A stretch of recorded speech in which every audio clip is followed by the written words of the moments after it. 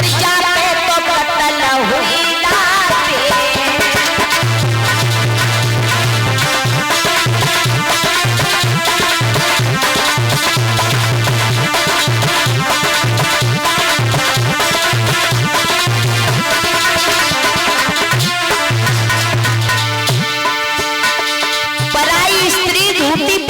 समान होती है, इसलिए अपनी पत्नी चाहे काली हो, गलूली हो, लंबी हो, गट्टी हो, मोटी हो, पतली हो, तो अपनी स्त्री को ही प्रेम करो।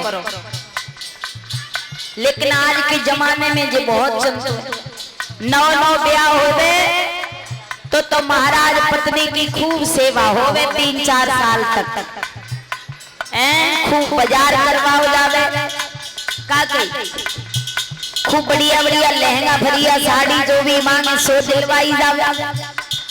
और जहाँ 4-5 साल बीते मैया फिर तो अपनी वाली पुरानी है जात पड़ोसी की अच्छी लगन गलत मत समझना भैया, ये बिल्कुल हकीकत है। विद्वान लिख रहा है क्या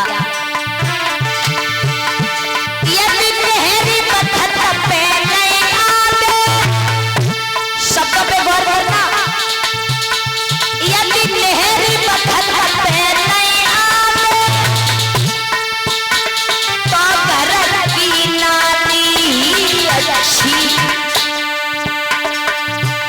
और ब्यूटीफुल पद चलने नार से कारी कारी अच्छी।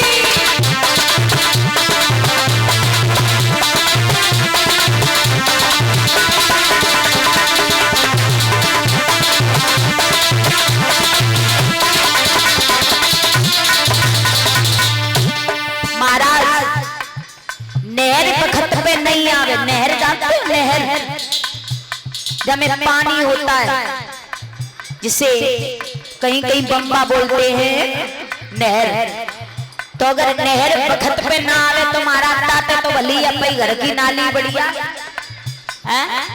और ब्यूटीफुल पद चल नार से अगर त्याई औरत कारी है, तुम सोच रहे हमारी अच्छी नहीं लग रही, पड़ोस वाली मिल जाए बात से थोड़ी सेट गेट बनाए ले, तो एक बात सोचो, आप ये सोचो जब पराई औरत ने अपना पति छोड़ के जाके संग बाकी 7 परी 7 महामरे, जब उसने अपना 7 परे को पति छोड़ दो और तुम्हें वो अपना बना रही है, तो महाराज तुम्हारे संगवा की 7 तो पड़ी नहीं है, तो काऊ दिन तुम्हें छोड़ के तीसरे को अपना ले गए। तासे ऐसी औरत से बच के रही हो, ठीक है। अगर तुम्हें बुखार आ जावे, हाथ पैर में दर्द होवे, तो पड़ोस वाली हाथ पैर दबावे ना आवेगी, अपनी दबावेगी, सेवा तुम्हारी पत्नी करेगी। इसलिए हमेशा मर्द का फर्ज होता अपनी पत्नी का सम्मान करना, है ना।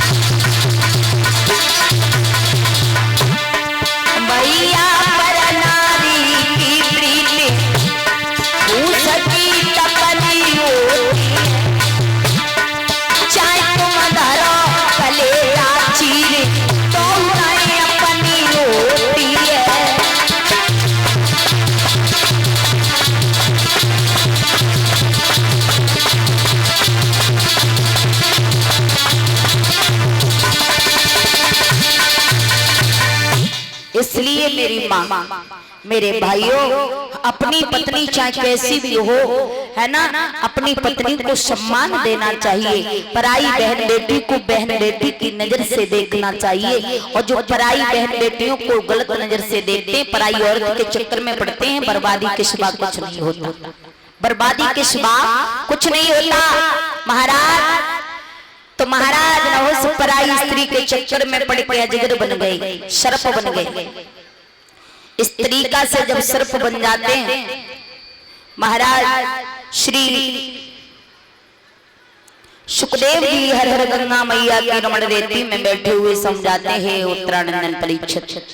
अब इन्हीं महाराज नहुस के पुत्र हुए हैं महाराज, जिनका नाम है अयात। तो अयात का विवाह किस तरीका से हुआ, ये दो पंक्तियों में समझा देते हैं। अयात का विवाह जो शुक्राचार्य ब्राह्मण थे, शुक्राचार्य ब्राह्मण, उनकी बेटी थी देवयानी, और इनके शिष्य थे जिनका नाम था वृषपर्वा। वृषपर्वा की बेटी थी शर्मिष्ठा। तो शुक्राचार्य अपने शिष्य वृषपर्वा के यहाँ रहते थे। उनकी बेटियों में दोनों में बड़ा प्रेम था, और ये बेटियां दोनों एक दिन पानी सरोवर में स्नान करने गईं। तो नंगिन होकर स्नान कर रही, वस्त्रों को उतार के बाहर रख दिया। नारद आए, तो नारद को जब लड़कियों ने देखा तो भागी जल्दी जल्दी कपड़ा पहनने को। तो देवयानी ने धोखे से शर्मिष्ठा के कपड़े पहन लिए। अब शर्मिष्ठा राजा की पुत्री थी, गालियां देने लगी देवयानी को, तूने मेरे कपड़े पहन लिए, तुझे शर्म नहीं आई?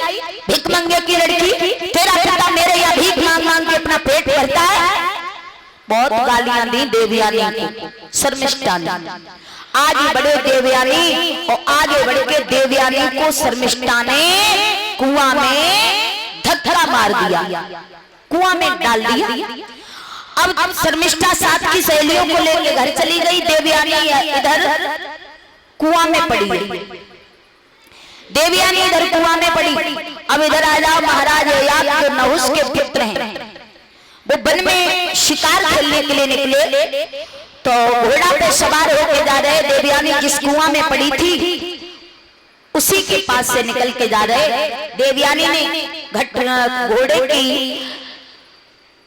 आहट जब सुनी, आवाज सुनी है, तो आवाज लगाई है, भैया घोड़े वाले बटोई, हमें इस कुआं से बाहर निकाल लो। महाराज अयात उस कुआं के पास में गए, और उन्होंने देखा सुंदर सी बेटी कुआं में पड़ी है। तो महाराज अयात ने देवयानी का हाथ पकड़ करके कुआं से बाहर निकाल लिया, और उसके बाद में जवाब दिया, घर पे जाओ। कुआं में कैसे गिर गई तुम? देवयानी बोली, महाराज घर पे जाओ, घर पे जाओ, घर जाए तो जब घर हो तब मेरे तो घर भी नहीं है, मैं कहाँ जाऊं? जवाब दिया, घर नहीं है, फिर कहाँ जाऊंगी? हम जा रहे हैं, आपके मन में आए वो करना। एकदम से देवयानी बोली, महाराज ठहर जाओ, आप जा रहे हो? हाँ। जवाब दिया, मैं आपको जाने नहीं दूंगी। क्यों? क्या कहना चाहती हूँ आप कहो। तो कहा कि मैं आपसे एक बात कहना चाहती हूँ, एक बात कहना चाहती हूँ कि आपने मेरा ये हाथ पकड़ करके मुझे इस कुआं से बाहर निकाला है, तो अब ये मेरा हाथ कोई दूसरा मर्द नहीं पकड़ सकता। और देवयानी क्या बोली महाराज आपसे, सुनिए कि मोई अपनी दुल्हनिया बनाई लियो, सगले चलियो।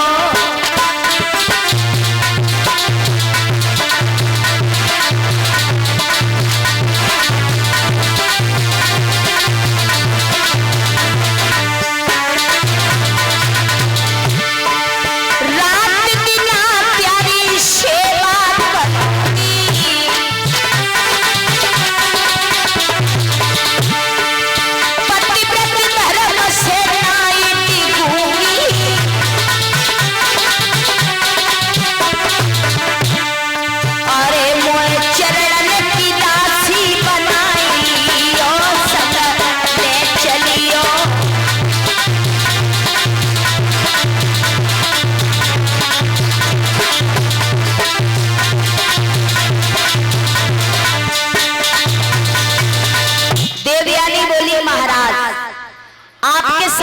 शादी करना चाहती हूँ। अय्यात महाराज कहने लगे हैं देवयानी से, अरे आप एक ब्राह्मण की बेटी और मैं क्षत्रिय यादव वंश से हूँ और आपका विवाह मेरे साथ में कैसे हो सकता है? देवयानी ने कहा, महाराज ये हाथ तुमने पकड़ा, अब ये हाथ कोई दूसरा मर्द नहीं पकड़ सकता। मेरी माँ, एक बात का ध्यान रखना, पहले की हमारी प्राचीन माताएं जो होती थी, जिसे एक बार अपने दिल से पति मान लेती थी, उसी को सारे जीवन भर पति मान के जीवन काटती थी। सावित्री का नाम सुना होगा, ऐसी ऐसी माताएं हुई जिन्होंने एक बार दिल से जिस पुरुष को पति मान लिया उसी के साथ जीवन काटा। देवयानी का हाथी तो पकड़ लिया था अय्यात ने और कुआं से निकाल लिया, लेकिन देवयानी ने क्या कहा कि ये हाथ अब दूसरा मर्द नहीं पकड़ेगा। लेकिन माताओं ध्यान रखना, पतिव्रता स्त्री के ये लक्षण होते हैं कि एक स्त्री किसी पराये पुरुष के हाथ में अपना हाथ कभी नहीं थमा सकती, और पराये पुरुष के हाथ में अगर हाथ थमा दिया तो पतिव्रत धर्म नष्ट हो जाता है। देवयानी ने कहा, अब यह हाथ कोई और नहीं पकड़ सकता, अब शादी में करूंगी तो तुम्हारे साथ करूंगी, और मेरे पिता की चिंता नहीं करो, मेरे पिताजी मेरी खुशी के लिए सब कुछ करने को तैयार हो जाएगा। अय्यात ने कहा, ठीक है, अगर आपकी इच्छा है तो कर लीजिए। देवयानी अपने पिता शुक्राचार्य के पास में गई, सारी बात जाकर के बताई और अय्यात के बारे में समझाया तो शुक्राचार्य बड़े खुश हो गए। शर्मिष्ठा के बारे में सुना कि शर्मिष्ठा ने मेरे शिष्य की बेटी ने मेरा अपमान किया है, तो महाराज शुक्राचार्य ब्राह्मण अपने शिष्य की बेटी के अपमान पर बड़े लज्जित हुए और नगर को छोड़ करके निकलने लगे। बोले, अब मैं यहाँ पर नहीं रहूंगा, जिस ब्राह्मण का इस जगह पर अपमान हो जाए उस जगह पर ब्राह्मण का रहना ठीक नहीं होता है, मैं इस जगह पर बिल्कुल नहीं रह सकता। निकल के चले तो बृहस्पति चरणों में गिर गया, बृहस्पति चरणों में गिर गया और कहा, गुरुदेव मेरी बेटी ने अपमान किया है, मैं अपनी बेटी की तरफ से क्षमा चाहता हूँ, मुझे माफ कर दो। शुक्राचार्य ने कहा, तेरी बेटी ने मेरी बेटी का बहुत अपमान किया, मैं अब यहाँ नहीं रह सकता। जब नहीं माने शुक्राचार्य, अंत में बृहस्पति ने एक शर्त मंजूर की और देवयानी ने सारी बात बताई कि मैं शादी इन महाराज याद से करूंगी। इन्होंने मुझे कुआं से बाहर निकाला, शुक्राचार्य तैयार हो गए। उधर बृहस्पति ने शर्त मंजूर की कि जिस दिन तुम्हारी बेटी की शादी होके जाएगी तो मेरी बेटी ने तुम्हारी बेटी का अपमान किया है, तो मैं शर्त मंजूर कर रहा हूँ कि जब तुम्हारी बेटी की शादी होके जाएगी उस दिन मेरी बेटी शर्मिष्ठा तुम्हारी बेटी के साथ दहेज में दासी बन करके जाएगी। तो महाराज शुक्राचार्य इस शर्त पर रुक गए। जब रुक गए तो अय्यात को बुलाया, धूमधाम से शुक्राचार्य ने बेटी देवयानी का विवाह महाराज अय्यात के साथ में किया। इस तरीका से शुक्राचार्य ब्राह्मण की बेटी देवयानी का विवाह अय्यात जी के साथ में हुआ। अब शादी हो गई, विदा हुई तो शर्मिष्ठा दासी बन के दहेज में गई। शुक्राचार्य ने अय्यात जी से कहा, इस बात का ध्यान रखना, ये दासी है, दासी बना के ही रखना, पत्नी का दर्जा मत देना, मेरे वचनों का उल्लंघन मत कर देना, ठीक है। आज अय्यात महाराज देवयानी को लेकर के अपने महलों में आए, शादी हुई, आनंद से रहने लगे। धीरे धीरे समय बीता। श्री सुखदेव जी समय कथा समझाते हैं, हे उत्तरानंद परीक्षित महाराज, अय्यात की शादी शुक्राचार्य की बेटी देवयानी के साथ में जब हो जाती है, धीरे धीरे समय बीता। अब इधर हुआ ऐसा, देवयानी के 2 पुत्र पैदा हो गए। देवयानी के 2 पुत्र पैदा हुए तो इधर शर्मिष्ठा एक दिन क्या देख रही कि महाराज अय्यात जो है देवयानी के महल से बाहर निकल के आ रहे, तो शर्मिष्ठा बाहर खड़ी आवाज लगाई, महाराज अय्यात को अपने पास में बुला लिया। अय्यात खड़े हो गए, जवाब दिया, कहो क्या कहना चाह रही। देवयानी ने एक प्रश्न किया अय्यात, वो शर्मिष्ठा ने प्रश्न किया महाराज अय्यात से, और प्रश्न क्या था, जवाब दिया, महाराज मुझे एक बात बताओ। तो कहा, पूछो। कहा, ये बताओ, जब लड़के की शादी होती है, जब लड़का की शादी होती है, उसमें दान दहेज मिलता है, उस पर अधिकार किसका होता है? महाराज याद तो चक्कर में पड़ गए, कहने लगे उस पर अधिकार तो दूल्हे का होता है। शर्मिष्ठा ने जवाब दिया, फिर क्या मुझ पर अधिकार बिल्कुल नहीं है? अरे मैं भी तो दहेज में आई हूँ, कब तक पूरा जीवन इस घर में काट पाऊंगी, कैसे जीवन कटेगा? तो महाराज अयात उसी दिन शर्मिष्ठा के प्रश्न में फंस के और शर्मिष्ठा को दासी न समझ के देवी पत्नी समझ करके रखने लगे, पत्नी समझ के रखने लगे। धीरे धीरे समय बीता, शर्मिष्ठा के एक पुत्र पैदा हुआ, पुत्र पैदा हुआ। शर्मिष्ठा ने कही महाराज नामकरण संस्कार तो कर दो। अयात जी कहने लगे बिना नाम कोई रहने, अगर देवयानी को मालूम पड़ गई तो आप हटा जावे, नाम नहीं रखा। समय आने पर शर्मिष्ठा के दूसरा भी पुत्र पैदा हुआ। शर्मिष्ठा बोली महाराज अब जाको तो नाम धरवाइए देवो। अयात जी ने मना कर दी, बोले बिना नाम कोई रहने, बाद में धर जावे वो। इसी तरीका से शर्मिष्ठा के 3 पुत्र पैदा हो गए, पर नाम एक का भी नहीं रखा गया अभी तक। अब शर्मिष्ठा अलग रह रही है, देवयानी अलग रह रही है। एक दिन की बात कि देवयानी महाराज याद के साथ में रोजाना टहलने जाती थी, तो जिधर शर्मिष्ठा बगिया में रहती उधर महाराज याद कभी देवयानी को लेके नहीं जाते थे, क्योंकि उन्हें मालूम था, शंका थी कि देवी शर्मिष्ठा पे 3 बालक पैदा है, जाए मालूम पड़ गई तो बहुत बुरी आफत आवे। तो घूमने के लिए गए, देवयानी ने कही महाराज तुम इतने तो रोज जाओ, तेऊ रोज जाओ, लेकिन ते रोज चुने जाओ, इधर उधर रोज कहते हो, लेकिन आज इधर चलो बगिया की तरफ। अयात कहने लगे पागल है, उधर तो नौकर रहे, नौकरों की तरफ क्या करोगे जाके? शर्मिष्ठा देवयानी बोली महाराज आज इतने ही जाओ। अयात ने मना किया, लेकिन देवयानी नहीं मानी, वैसे चलती पीछे पीछे आज जा रही है, आगे आगे भागत वही आगे आगे जा रही है जहां शर्मिष्ठा रह रही। शर्मिष्ठा के 3 पुत्र खेल रहे थे, देवयानी ने देख लिया और बच्चन ने जैसे ही देवयानी को देखो डर के मारे सूखन लगे, खड़े हैं। देवयानी ने कहा ये बता तुम्हारे माता पिता का नाम क्या है? बच्चा चुपचाप गया। महाराज बोले चुप जा, नौकरों के बच्चन से बातचीत कर रही होते, चलो एक लग। देवयानी बोली पूछ तो लेते कम से कम इनके माता पिता को नाम का है। बच्चन ने नहीं बताया। देवयानी ने हाथ में डंडा उठाया और जवाब दे जल्दी बता दे क्या माता पिता को नाम का है? एक को सफूंगी बुरी तरीका से, जल्दी बताओ। जैसे ही डंडा उठाओ 3 बालक कहने लगे मैया मारे मती, हमें मारे मती, जो मेरे सामने खड़े हैं यही हमारे पिता है और शर्मिष्ठा हमारी माँ है। जैसे ही इतनी बात कर देवयानी ने सुनी, एकदम से सोचने लगी वाह रे वाह, ये तो दासी बन के आई है, जा पे 3 मुंह पे दुआई है, मुंह पे दुआई है। आग बबूला हो गई देवयानी, बहुत गुस्सा आया देवयानी। अपने पिता शुक्राचार्य के पास में गई, शुक्राचार्य को सारी बात बताई। शुक्राचार्य ने देखा मेरे दामाद ने मेरी बात का उल्लंघन किया है, श्राप दे दिया। हे महाराज यार, तुमने दासी को पत्नी के रूप में स्वीकार किया, जाओ हम तुम्हें श्राप दे रहे हैं कि तुम्हारे इस यौवन पर आज ही बुढ़ापा आ जाए। श्राप दिया।